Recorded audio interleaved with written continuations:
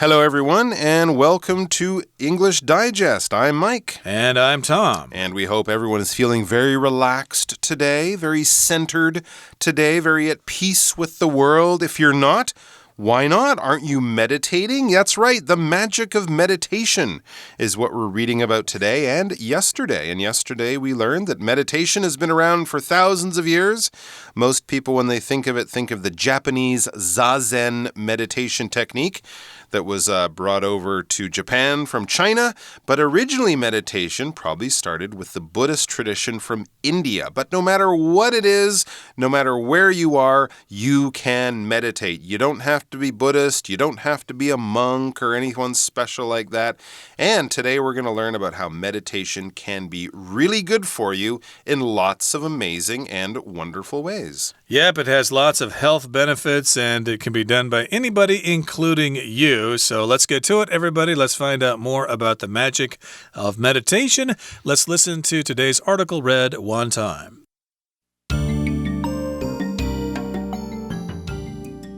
Anyone can meditate, including you. Find a quiet place without interruptions. Sit in a comfortable position, one that you will be able to stay in until your practice is finished. Then close your eyes. Here's where the many meditation practices will start to differ. Whichever meditation style you choose to practice, the amount of time you take to do it is up to you. For Zen meditation or concentration meditation, start by focusing on your breath. Take slow, measured breaths, noting the way the air enters and leaves your body. The goal here is to empty your mind of everything except the movement of your breath.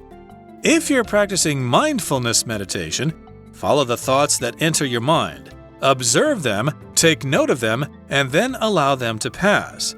The intention is not to dwell on your thoughts or to judge them. Rather, simply be aware that they exist and move on. The benefits of meditation, both for the body and the mind, are numerous. Meditation can improve self-awareness, decrease stress and anxiety levels, and help improve your memory. It can also decrease your blood pressure and help control pain. Finally, meditation promotes emotional health, including empathy levels, and can lengthen your attention span. Both of these will be helpful in your interactions with others. Certain types of meditation can actually help you concentrate on your kindness levels as well.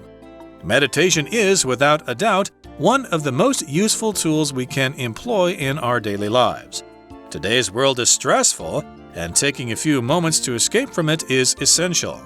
For the next 5 minutes, close your eyes and try it for yourself. The results may surprise you. All right, so let's look at our article, The Magic of Meditation. Remember, this is part 2. So today, we're going to be looking at sort of using meditation in your own life. We've covered some of the history of it, where it came from, the traditions. Now we're going to look at the actual using it in your own life to try to improve yourself, your life, your health, all sorts of things. Meditation can do it. And the article begins with a good bit of encouragement. Anyone can meditate, including you. That's right, you don't have to be the Dalai Lama or anyone special like that, any kind of Buddhist expert or monk or nun or anything like that to meditate. Anyone can do it.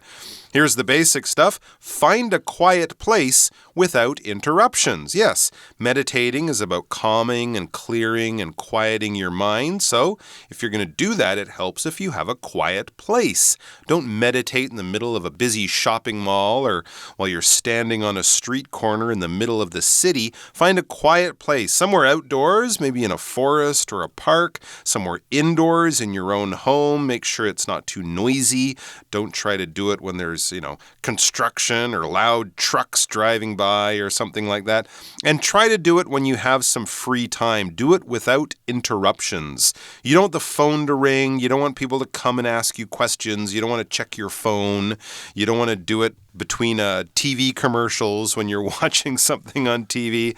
An interruption is something that breaks your concentration, that breaks up your activity, all right? So if you are watching a movie and your phone rings, that's an interruption.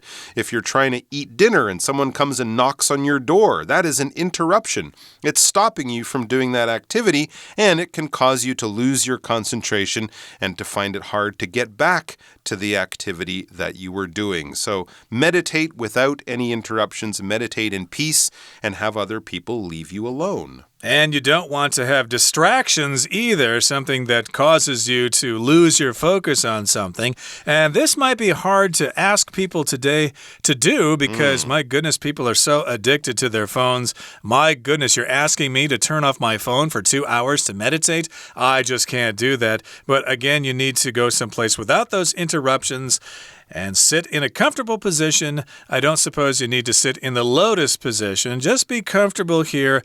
This is a position that you will be able to stay in until your practice is finished. So find a comfortable position where you don't get numb in your legs or something, or you get a sore butt or something like that. Make sure you're nice and comfortable and do it and stay in that position until you're done meditating. That's a very, very good bit of advice. Here's where the many meditation practices will start to differ, all right? So, as we mentioned, meditation has kind of developed over thousands of years, so there are different practices, different ways of doing meditation. The goal is always the same, but the way you meditate can be a little different from the sort of Indian Buddhist to the Japanese Zazen method. And when things are different, we say they differ, all right? To differ from something is to be different from something else. You know, Bob and I are really good friends, but our opinion in movies differs. He really likes, fantasy and sci-fi films.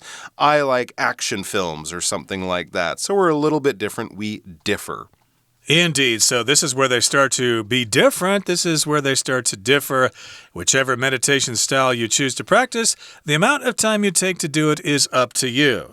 So yes, there are different things, different types of meditation to choose from. So no matter which one you choose to practice, you need to decide yourself how much time you want to spend on it. And, not everybody has time to do this sort of thing. So maybe 5 or 10 minutes a day might be enough. If you're lucky and you don't have to take care of a lot of people and work hard, you might have a couple of hours every day to do this. So it's all up to you. Now let's get back to Zen meditation.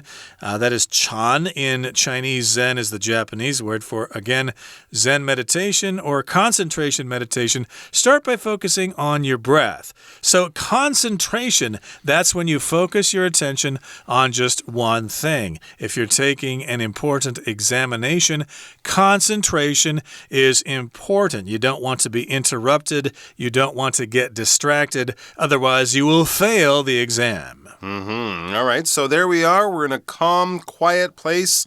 We're doing it without any interruptions, and we're focusing on our breath to begin our meditation. How do you do that? Well, here are some really good tips.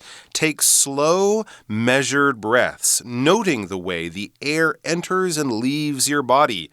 Yeah, a lot of meditation, at least the beginning part, is about listening to your body, taking the time to actually pay attention to what's going on in your body. You can hear the air going into your lungs and feel it coming out. You can feel your heart beating, some things that you wouldn't notice in your normal day. So take a slow, measured breath, maybe even count, count to 4 as you breathe in and then count to 4 as you blow the air out. And you're paying attention to the way that the air enters and leaves your body. Slow down, listen to your body. As it says, the goal here, your aim, your objective, what you're trying to do here is to empty your mind of everything except the movement of your breath. Don't think about problems at work. Don't think about what you're having for dinner. Don't think about all those people you have to call or write emails to. None of that stuff. Clear that out of your mind. The only thing you should be thinking about is your breathing. That's true. I think I tried this many years ago, but it is a lot harder than it looks like.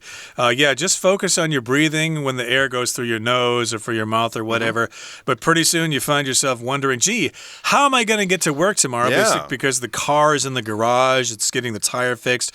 Or my goodness, what am I going to say to Ken? He said something to me yesterday that was so offensive. I'm afraid I'm going to have to beat him up. He's going to pay for that. Oh, shoot. I was supposed to be focusing on my breathing. So you have to come back and start focusing on your breathing. Indeed, as I said, that's easier said than done. But again, this is all part of concentration meditation, which is one kind of meditation.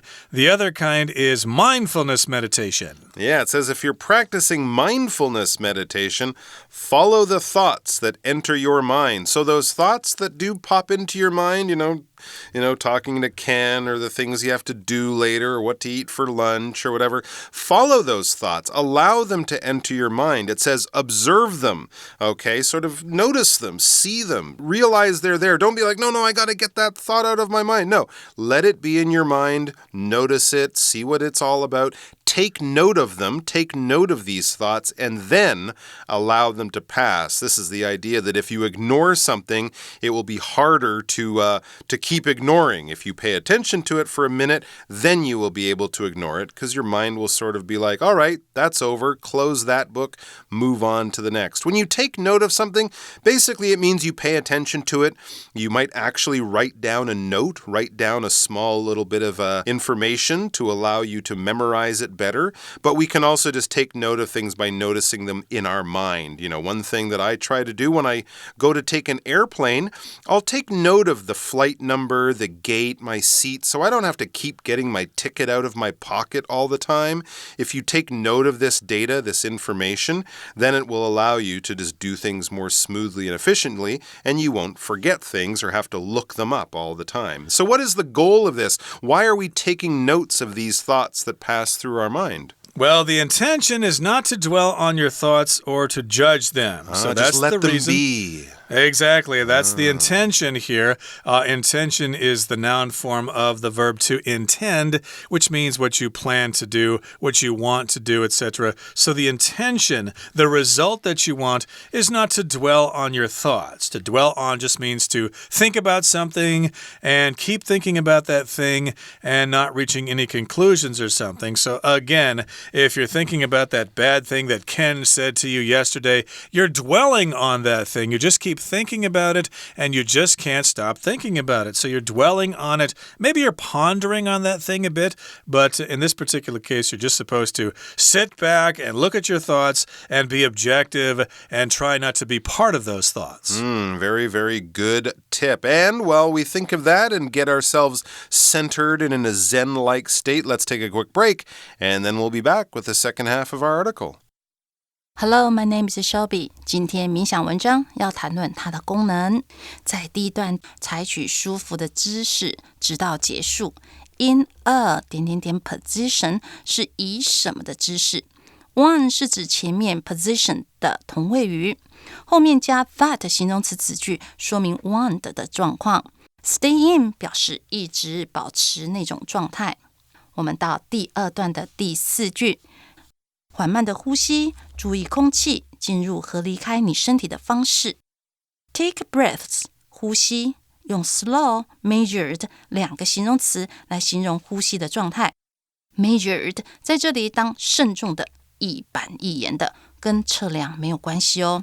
逗点之后的 nodding 是分词构句，省略原来的 and 连接词，将 note 写成现在分词形态。而 note 当动词是注意的意思，与 notice pay attention to 相同的意思。第3段我们要讨论冥想的时候要注意的事情，在第2句的地方，在这里的 theme 就是指想法。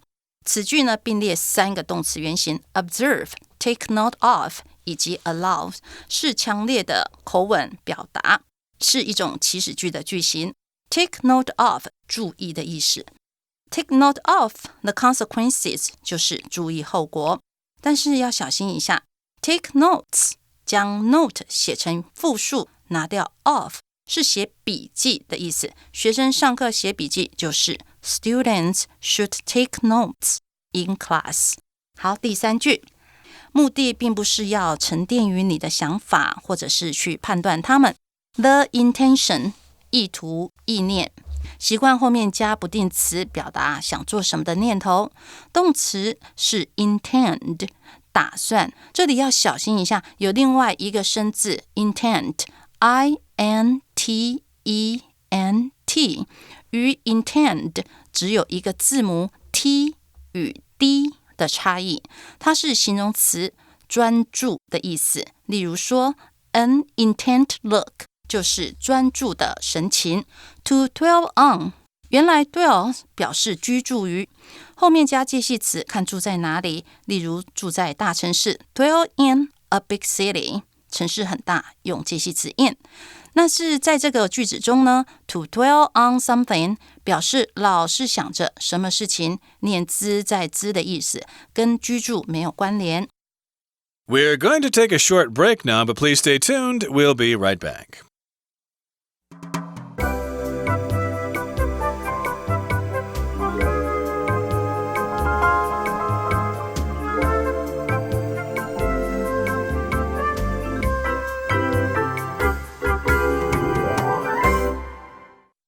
Okay, let's resume with our lesson. Again, we're talking about the different kinds of meditation. We've got concentration meditation and we've got mindfulness meditation.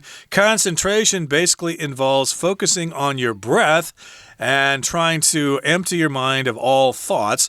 And the other kind is mindfulness meditation, where you go ahead and follow those thoughts, but you kind of step aside and just look at those thoughts, take note of them, and you shouldn't dwell on them, and you shouldn't judge them. You just need to be aware that they exist and move on to the next thought. There you go. Now, it says in the next paragraph, the benefits of meditation, both for the body and the mind, are numerous. Okay, a benefit is a good thing, something that is a plus, something that will improve your life. So the good things you get from meditation, both for the body and the mind, are numerous. There are many good things you get from meditation, and those good things affect both your mind, of course, you're clearing your mind of stress, but also your body. That's right, it can affect your organs, your blood, your muscles, your bone, all that kind of stuff too. We're going to find out more about that right now. Indeed. So those benefits are numerous. There are lots of them. Meditation can improve self-awareness, decrease stress and anxiety levels, and help improve your memory. So yes, you want to improve self-awareness. That might help you understand yourself a little bit more and the things you like and where you want to concentrate, the things you want to focus on, and the things you want to ignore. You'll feel better as a result. And also it can decrease stress. So if you're an investment banker or something like that and you have a very stressful job and you're nervous and you go drinking with your buddies afterwards and you smoke too much, well, that's a lot of stress. So you want to decrease that stress. To decrease means to lessen the amount of something. Absolutely. That's very, very good advice. Your anxiety levels, your levels of worrying about stuff, this, would help you be calm during the day, help you fall asleep at night, not always be worrying about stuff and biting your fingernails or eating too much junk food because you're always unhappy. And it'll also improve your memory. Hey, if you want to do well on a test, if you want to remember everyone's name and their phone number or whatever stuff like that is useful to keep in your mind, meditation can help too. Here's something else. It can also decrease your blood pressure and help control pain. Yeah, high blood pressure can be a real problem for people. It causes heart problems, heart attacks, stroke. People's diets or not exercising can increase your blood pressure. Stress, being tired increases your blood pressure. And just general bad health or general anxiety can. But meditation can help in all of those different ways and help control pain. So if you maybe, have a bad back or something like that, meditation can help. This doesn't mean that if you cut your finger with a knife while you're in the kitchen, you should start meditating. No. We're talking about sort of that low-level pain, but it never really goes away. So, back pain or headaches, or if you're the kind of person who gets that a lot in your life, meditation could help you. And it could also make you happier emotionally and make you a nicer person. Yeah, finally, meditation promotes emotional health, including empathy levels, and can lengthen your attention span. So, yes, it can help your emotions. You don't get angry so easily. You're generally more happy. You don't argue with people so much. And empathy here just means having feelings or sensitivity to other people, not focusing only on your own position. Gee, I'm suffering so much. Can't other people? Yeah, just me. I'm the one with problems. Everybody else seems okay. No, that's not true. We all have our own problems. So if you have empathy toward other people, you realize that they have problems too, and you talk to them about it, and you help them out. You actually care, and you're kind about other people. And it can also lengthen your attention span. We talked about improving your memory. Lengthening your attention span would be kind of similar. It makes you better at concentrating, better at focusing. You can sit down and read that boring book that you have to read for your test. It's boring, but you have to read it. And you can sit down and do that for more than 10 minutes. And then your brain starts to go, I'm bored. Let's go do something. No, so it can make you better at focusing and concentrating. Indeed, and both of these will be helpful in your interactions with others. So to interact as a verb just means to, talk to other people, exchange information, and the noun form is interaction. So indeed, if you meditate, you can get along with people better. You have empathy for them. You probably have more meaningful relationships with other people.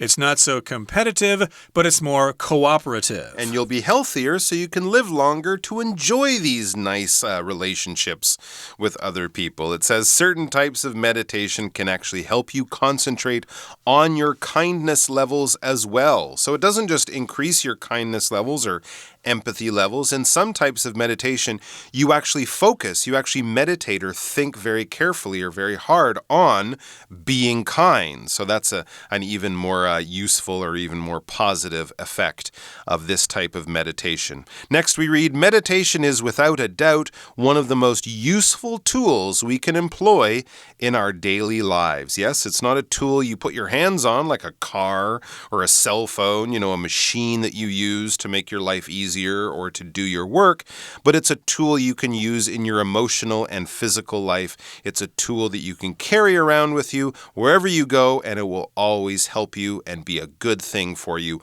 without a doubt. A doubt is a question. A doubt is something we're like, I'm not sure, I don't think, or I'm a little worried about this. If you have doubts about things, there are problems that you can see, and you're not sure if you're right, but you are noticing them. You are worried about them. When we say without a doubt, there's no problem. There's no question. There's no worry. Absolutely. We basically use it as a way of saying definitely, all right? Meditation is definitely, without a doubt, without a question. There is no one arguing about this. It is definitely one of the most useful tools we can employ or use in our daily lives because we need it, Tom. We need it so bad. Yep, it's a useful tool in our lives, and you could say this in different ways. Meditation is no doubt one of the most useful tools, or you could say there's no doubt about it. Meditation is one of the most useful tools we can use or employ in our daily lives. I guess we could describe English as a useful tool. That's why you're all studying it, so you can do business or travel overseas or study in a foreign university. So indeed, meditation can be a useful tool that we can use every day. Now, today's world is stressful, that much is certain, and taking a few moments to escape from it is essential. Yes, if we continue to have these stressful lives, of course, eventually we're going to have heart disease and maybe even cancer and stuff like that. We certainly don't hope that happens to you. So, indeed, you do need to step back once in a while and relax and escape from that stressful life, and meditation is one way to do that. Absolutely. So, for the next 5 minutes, close your eyes and try it for yourself. The results may surprise you. Well, there you go. Yes, today's world is stressful.